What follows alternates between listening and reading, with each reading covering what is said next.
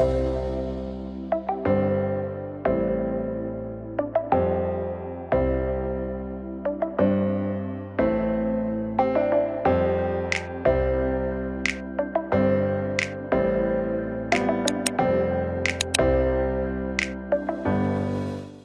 everyone, welcome to Think Computer YouTube channel. In this video, I am going to explain user-defined methods in Java part 2. So what's in this video? Local and global variables, pure and impure functions, ways of passing values to a function, pass by value and pass by reference, function overloading, recursive function, and programming questions. Before I start this video, I would like to ask, if you have not seen the part 1 of this video, then you go to my channel and there you need to go to the ICSE Computer Science and there you need to select ICSE Class 10 Computer Application, under which you will get this video, User Defined Methods in Java part 1. So I suggest you watch that video first and then you come back to this video. Okay, so let's begin. First, let us discuss about local and global variables. So what is a local variable? A variable which is declared inside of any method is known as a local variable. The scope of this type of variable is only within the same method. Means it can only be accessed from within the same method in which it is declared. And what is global variable? A variable which is declared outside of any method but inside of the body of the class is known as a global variable. The scope of this type of variable is the entire class. Means it can be accessed from all of the methods in the same class. Further, global variables can be classified into instance variables and static variables. So we are going to understand this concept of local and global variable with this example.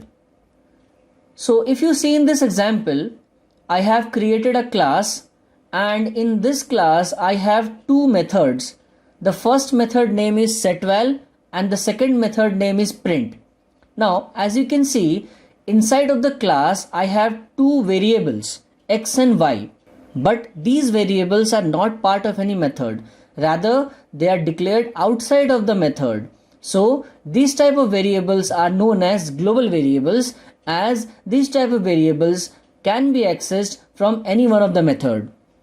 But if you see the other one, z, this variable is declared inside of the method setVal. So, the variable z can only be accessed from the setVal method. Okay. So setVal method and print method both can access x and y. Since x and y, these are global variables. So they can be accessed from all of the methods in the class. Whereas the variable z, which is declared only inside of the setVal method, that means the variable z is only accessible from the setVal method. As you can see, I am printing the variable z here.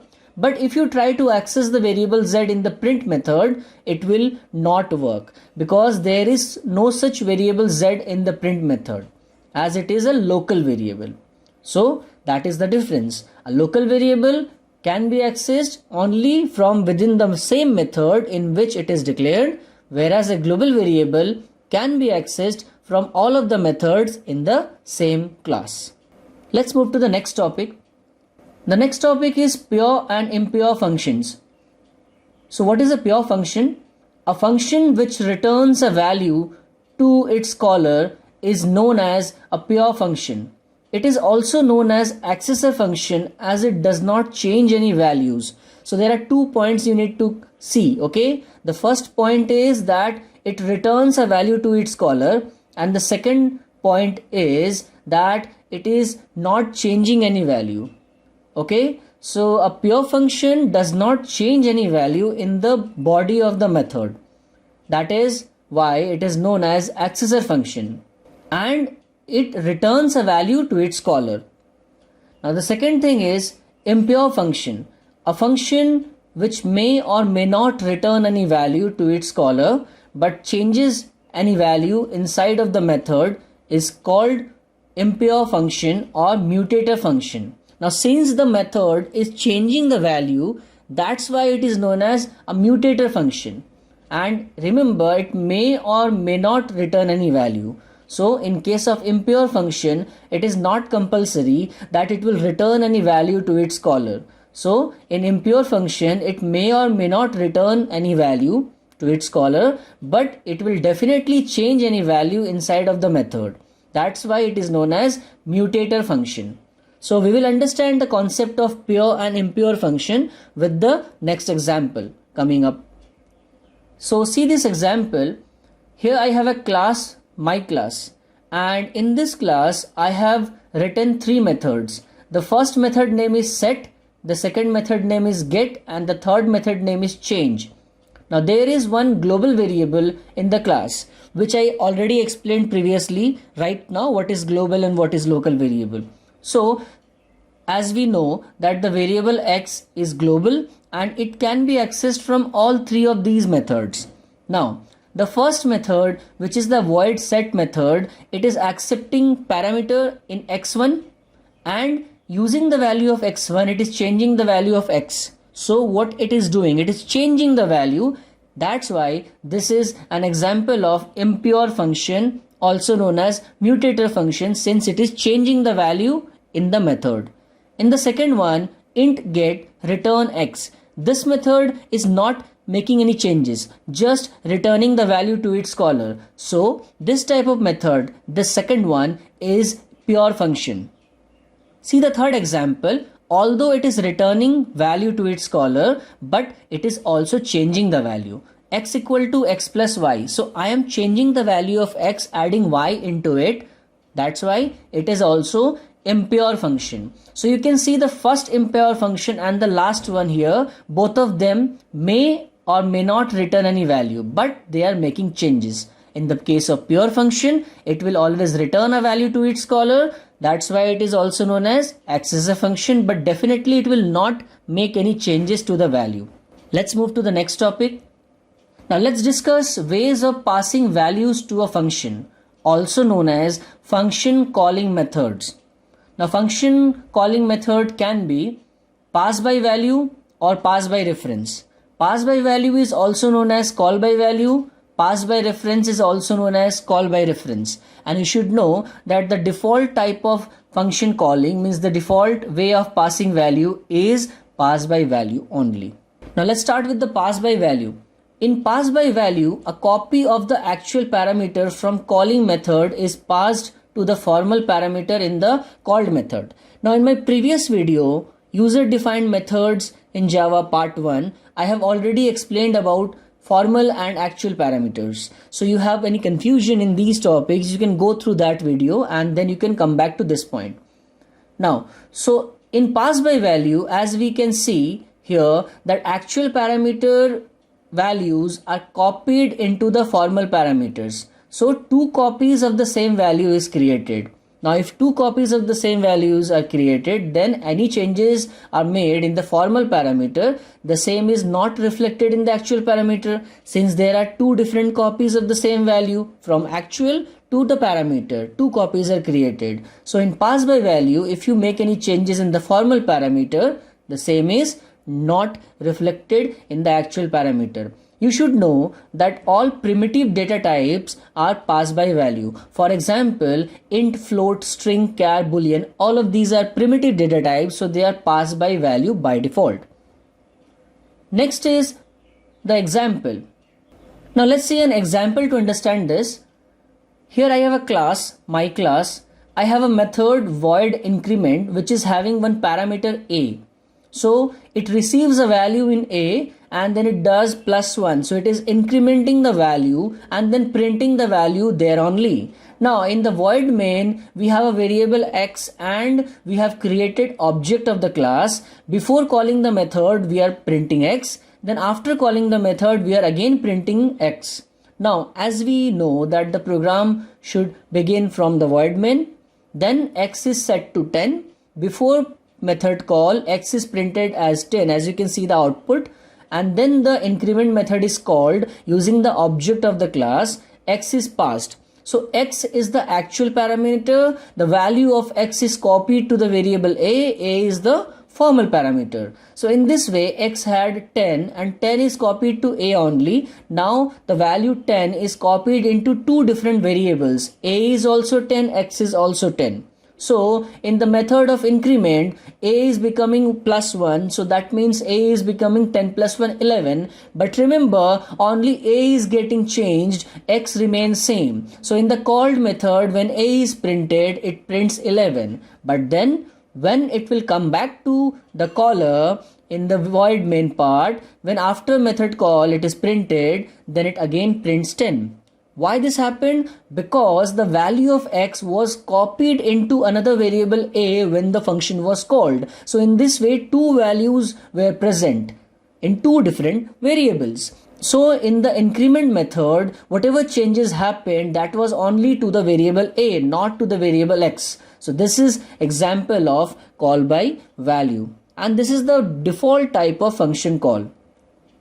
Now the next one is pass by reference. In pass by reference, a reference of the actual parameter is passed to the formal parameter. Now before I start explaining this, first thing you should know is what is a reference. Reference means location or address.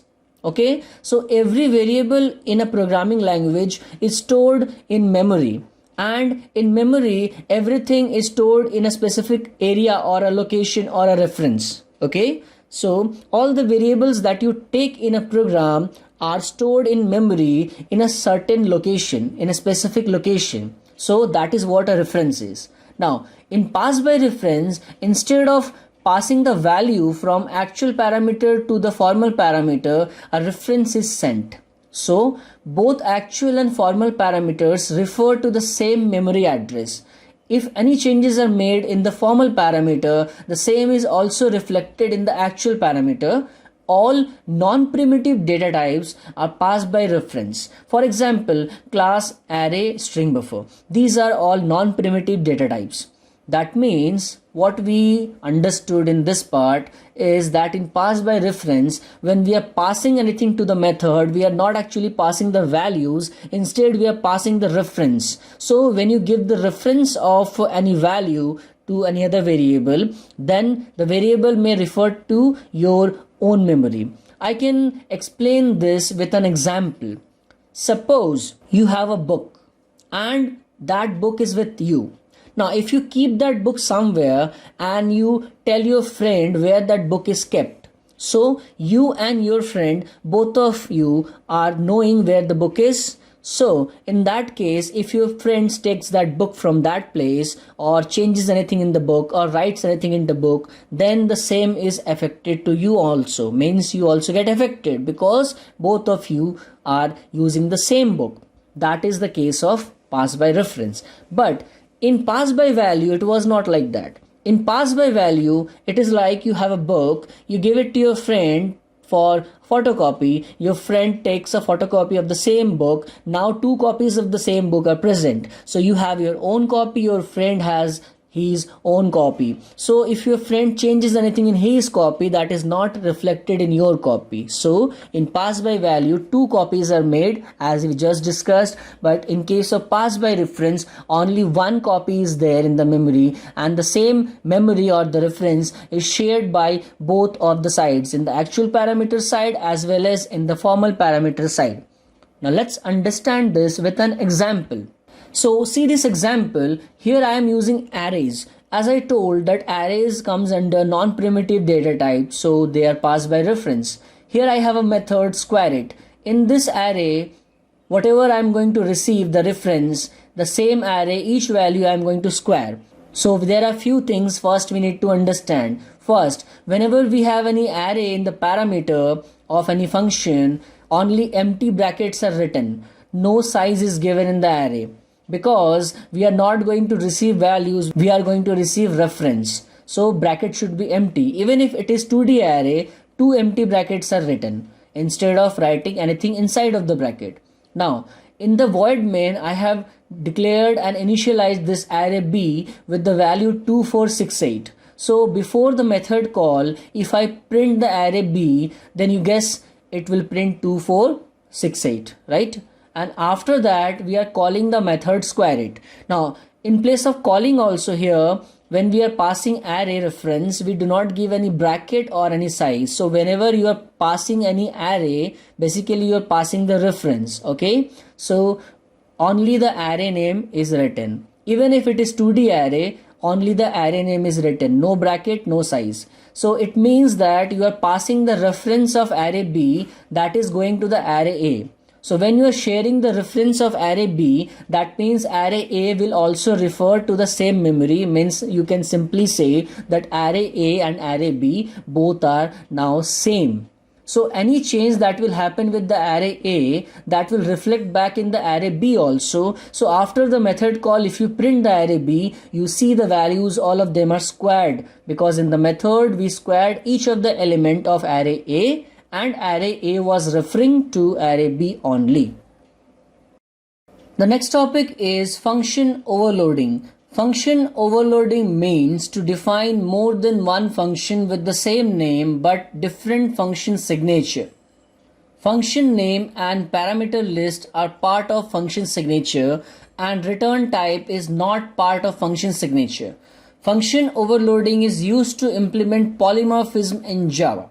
So first let us recall what is polymorphism. So as we know that polymorphism is one of the property of object-oriented programming in Java. So polymorphism means one name many form. When any one object is treated or used differently under different circumstances, that is what polymorphism is. So in case of function, we are using function overloading for implementing polymorphism. That means you can use one function name and you can define it in different ways. So different function definition but same function name. Okay, so in function overloading we are going to make more than one function with the same name but different function signature. Now what is function signature? In my previous video I have already explained that, but if you have not seen that, anyway, function signature means the function name and the parameter list. The first line of any function definition is called the function prototype, which includes the access specifier, the return type, the function name and the parameter list. Now from there we only take the function name and the parameter list. So the function name and the parameter list, both of them are known as function signature. Remember, the return type is not part of function signature. Now let's see how many ways we can overload a function. So a function can be overloaded in three ways: by using different number of arguments, by using different type of arguments, or by using different order of arguments. So if you are going to use different number of arguments, you can take this example, void addition int a int b, and in the second case void addition int a int b and int c. So both of these functions can exist in a single class because both of them can be overloaded. They are having different number of arguments. The first one is having 2 arguments, the second one is having 3 arguments. In the second one, by using different type of arguments, the first one is void addition int a int b and the second one is void addition double a double b. So number of argument will remain same, but as you can see the type of argument is changing. In the first case it is integer argument, in the second case it is double. So they both can exist in a single class. In the third way, by using different order of arguments. First one is void addition int a float b double c, second one is void addition float a int b double c, and the third one is void addition double a float b and int c. So number of argument remains same, all of them are having 3 arguments. Type of argument is also same, but the order is different. So by using any one of these methods, we can overload any function. There is one more thing to tell here, that is, suppose you have a function with argument as double data type, but you are passing whole numbers.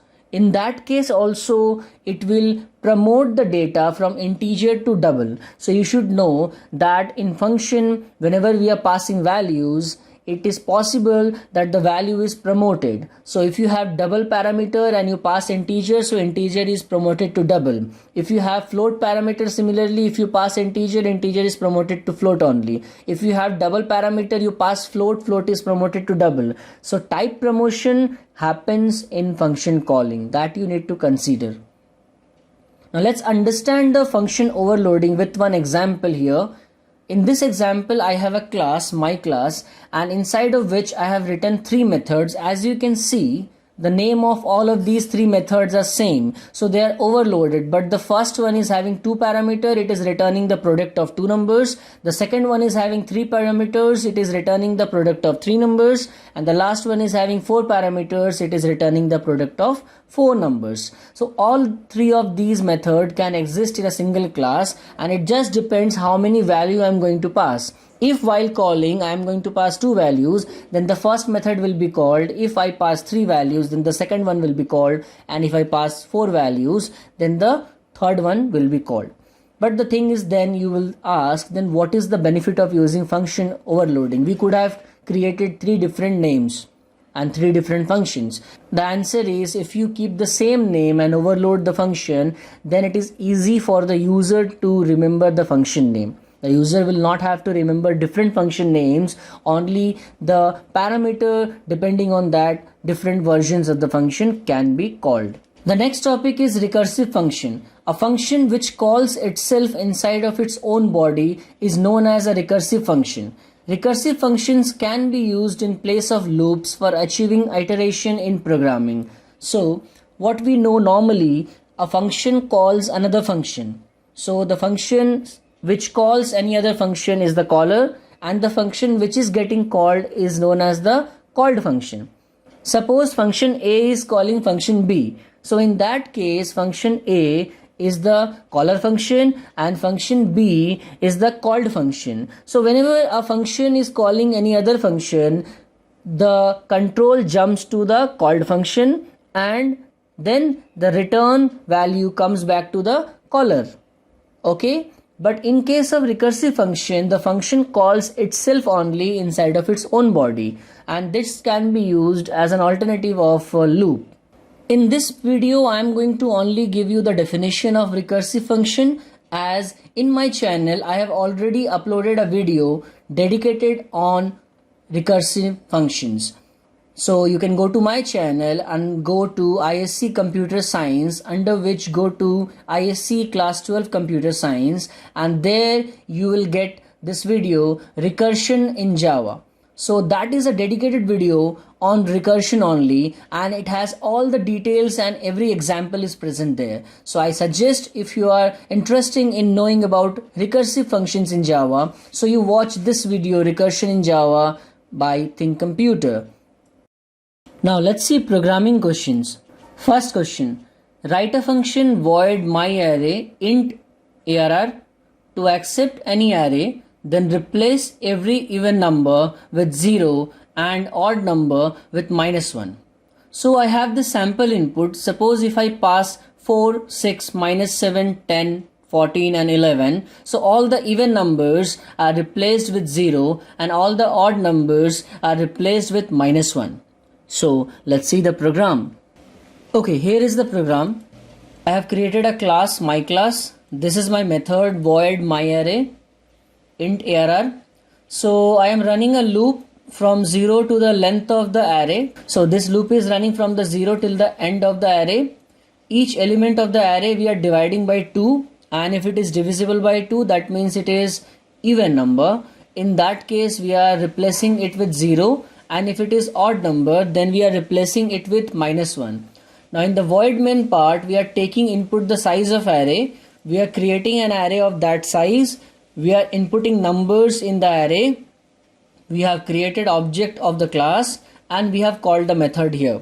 So my method name is myArray. I am calling the method here and we are passing the reference of the array B. No bracket, no array size, nothing. Only the array name to be passed. So the reference of array B is sent to this array ARR, and now array ARR is same as array B. They are both sharing the same reference. So after the function call, when it will come back to void main, it will be printed So the array B will be the new updated array. Now I'm showing you the output, running the program now. Enter size of array, I am inputting 5 numbers, I am inputting 9, then 8, then 7, then 6, then 5. So the output is -1, 0, -1, 0, -1. As 9, 7 and 5 are odd numbers, they are replaced with -1, and the 8 and 6, these two values are replaced with 0. Now let's see the second question. The second question is, write a function void sort string str to accept any string array containing words, then sort the words present in the array in ascending order lexicographically using any sorting method. Okay, so lexicographically means the order which is followed in the dictionary. Now after that, sample input you see here, okay, hi, India, welcome. So if this is the sample input, the sample output will be hi, India, okay, welcome. So this is arranged in ascending order from A to Z. Now let's see the program of this question. So here is the second program. Here I have created this class in which I have this method void sort as per the question, void sort string str. So I have sorted the string array lexicographically using bubble sort. So I have two loops I and j. The I loop is running from 0 till the length of the string -1, and the j loop, the inner loop, is running from 0 till less than the length of the string -i+1. And for arranging the words lexicographically, we need to use the compare to method of string library. This method returns the difference in the ASCII code after comparing the strings lexicographically, one by one, position by position. So it will compare both the words, position 0 first, then position 1, then position 2. Now greater than 0 is written when we want to arrange in ascending order, and if we want to arrange in descending order Z to A, then it will be less than 0. So this is swapping code. Overall, this is the sorting method which is used here, bubble sort. And then in the void main, first we are taking input the number of words. We are creating the string array of n size. We are inputting n words. We are creating object of the class. We are calling the sort method and passing the string array. Now again, as I told, this is passed by reference, so only the array name to be mentioned, no bracket, no size. So the reference of the array S is sent to the array str, so any changes that will happen in the array str will be reflected back in array S. So after that, if I print the array S, it will be printed as it is sorted.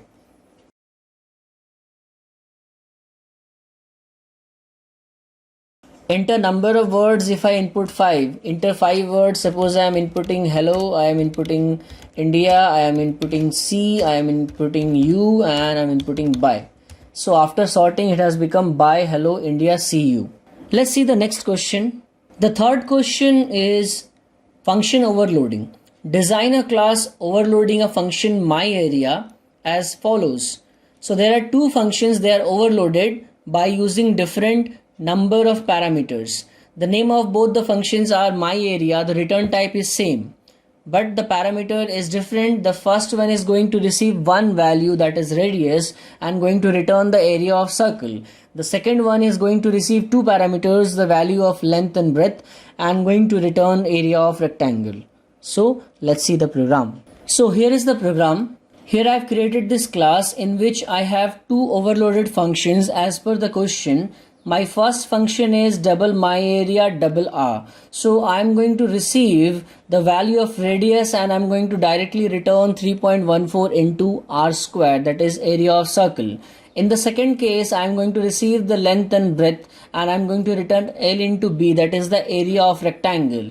Now in the void main, first I am creating object of the class, then I am taking input the radius. I am directly calling the myArea method inside of a print statement as it is going to return value. Now when I am passing only one parameter, only one value, then the first one will be called. and it will return me the area of circle.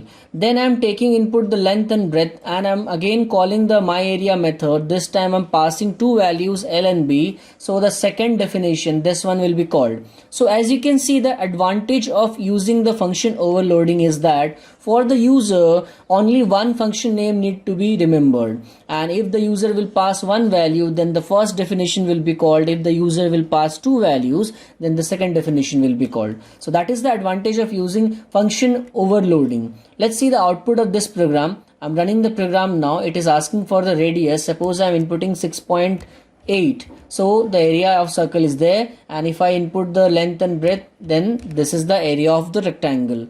Now let's move to the next question. Here is the fourth question. Design a class overloading a function number check as follows. Boolean number check int num to accept any number, then return true if the number is prime, otherwise return false. And the next one is Boolean number check int n1 and int n2 to accept two numbers, then return true if they are twin prime, otherwise return false. Let's see the program of this question.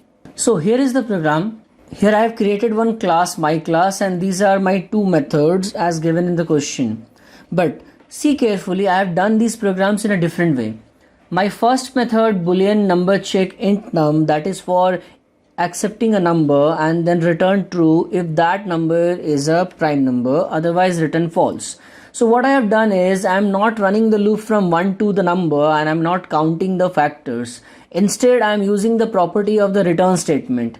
We know that when the return statement is called, then immediately the function closes and goes back to its caller. So that property I am utilizing in this function. So I am running the loop from 2 to less than the number. Suppose the number is 7, then the loop will run from 2 to 6. Now if I get any divisor of the number between that range, means from 2 to n minus 1, in that case immediately I'm returning false. So this way, if we use the return statement, there is no need of counting the factors. So as soon as I get any factor or divisor of the number between 2 to number minus 1, immediately I return false. That means it is not a prime number. And if till the end of this loop we don't get any factor, that means by default it will return true. So it is a prime number. In the case of this second function, that is Boolean number check int n1 and int n2, that is for checking for twin primes, instead of writing a different code, I have used nested function call. That means I have called the first method inside of the second method. As we know that in twin prime number, both the numbers should be prime individually and their difference should be 2. So instead of writing the code again for checking for prime number, I am using the first method only.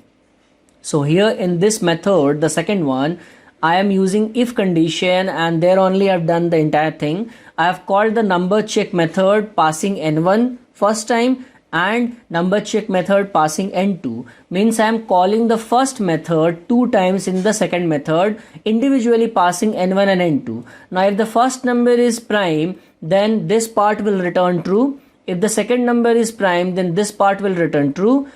If their difference is 2, then along with that all three conditions should be true. Means the first number should be prime, the second number should be prime, and their difference should be 2. If yes, then finally it will return true to its caller, and otherwise it will return false. So this type of construction here which I have used is nested function call, when we call one function inside of the body of another function. Now in the void main, first I have created the object of class, I have taken input a number, and in the if condition only I am calling the first function. Because I am passing one value, so the first function will be called because of one parameter. Now since the functions are returning true or false, they can be directly used in if condition. So if the function will return true, then it will be if true, it will print it is prime, and if the function will return false, then it will be if false, then it will go to the else part and it will print not prime. Similarly in the second case, I am taking input two numbers, and inside of the if condition only I am calling the function with passing two values, so the second definition will be called. Now if the function will return me true, then it will be if true, it will be they are twin primes.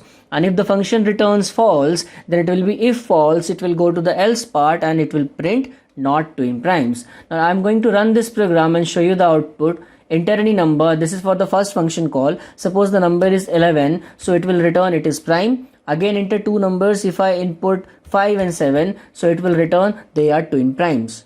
Now let's see the next question. So here is the fifth and the last question. Design a class overloading a function myString as follows. First, string myString string s to accept any string and then return a new string after replacing every vowel present in the string with @sign. Second one is string myString string s char ch to accept any string and a character ch, then return a new string after replacing every consonant with the character ch. And the last one is string myString string s comma char c1 and char c2 to accept any string and two characters c1 and c2, then return a new string after replacing all the occurrences of character c1 with the character c2 in the given string. Now let's see the program. Now here is the program. I have created the class, my class, in which I have three functions, overloaded functions. The first one is string myString string s. So in this function I am accepting any string and I am replacing the vowels with the sign. So out is my output string. I am running a loop from 0 till the length of the string. I am taking out characters in the variable ch. Then I am converting the character to lowercase just for checking, okay, so that I have to do less comparisons, but original character is intact in the variable ch. Now I am just using this condition if character dot is letter c2. So if the character is a letter as well as if the character is any one of the vowel, then out equal to out plus sign, else out equal to out plus ch. So if the character is vowel, then it is replaced with the sign, otherwise it remains same. Ch is the original character, c2 is the lowercase version of the character. I am just using c2 for comparison, nothing else. Then at the end I am returning the string, output string is returned. In the second function string myString string s char ch, I am accepting a string and I am replacing all consonants with the character ch. So out is the output string. I am running a loop from 0 till the end of the string. I am taking out the character in c1, I am converting it to lowercase and storing in c2. So if the character is a letter and it is not equal to any of the vowels, then out equal to output plus the character ch given by the user, else out equal to out plus c1 means the original character remains. Then return the output string. In the third function I am accepting a string s and two characters c1 and c2. Then I am taking one output string. I am running a loop from 0 till the end of the string and I am taking out characters one by one. If the character is equal to the first character given by the user, then that is replaced with c2, otherwise it is intact, original character remains same. Then the output string is returned. In the void main I have created object of class. I have taken input one string, then after replacing the vowel with sign I am printing it by calling the method. The return value is returned here only. Then in the next case enter a string and a character. I am inputting a string and a character, then after replacing the consonant with the given character I am calling the function again, passing a string and a character. It will replace the consonant with the given character ch1 and returned value will be printed on the screen. Then I am inputting a string and two characters. After replacing the first given character with the second one, I am calling the method in a print statement, passing the string s3, c1, c2 two characters, and the return value will be printed on the screen. Now let's see the output of this program. I'm running this program now. Enter any string. Suppose I write hello think computer. So after writing hello think computer, it is the output after replacing the vowels with the sign. Now again I have to input a string and a character. So I'm writing hello India and suppose the character is $. So after replacing the consonants with the given character, this is the output. Then enter a string and two characters. Suppose I write hello world and two characters. Suppose I write O, the character which is to be replaced, and $, by which it is to be replaced. So this is the output.